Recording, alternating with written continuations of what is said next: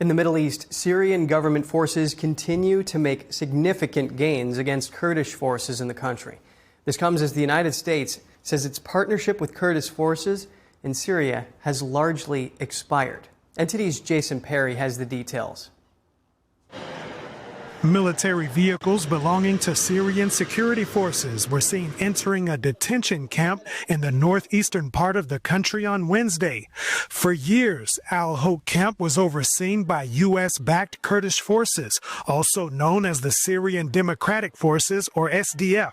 But the SDF abandoned the camp, which houses thousands of people linked to the ISIS terrorist group. The Syrian government says it will now be taking over the camp.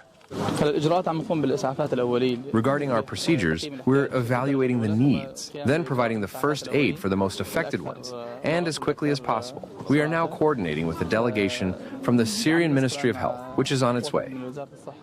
Kurdish forces have controlled parts of northeastern Syria for years, including other detention camps. But recently, Syrian forces have been making significant gains against the Kurds. Syria's leader, Ahmed al-Sharaa, has been attempting to bring all parts of the country under a centralized authority. Syria and the Kurdish forces have been in talks to reach an agreement for the Kurdish forces to join Syria's government forces. And the U.S. has also urged the Kurdish forces to join the Syrian forces. However, an agreement has not been reached, and Kurdish forces remain deployed in other parts of Syria for possible confrontation with Syria's security forces, as the two sides have been fighting for about 2 weeks now. The Kurdish forces in Syria had previously helped the U.S. fight ISIS in Syria, but the United States recently said its partnership with the Kurdish forces in Syria has, quote, largely expired, with Syria's government expected to play a role in fighting ISIS. In the meantime, the U.S. military has begun transferring ISIS detainees to Iraq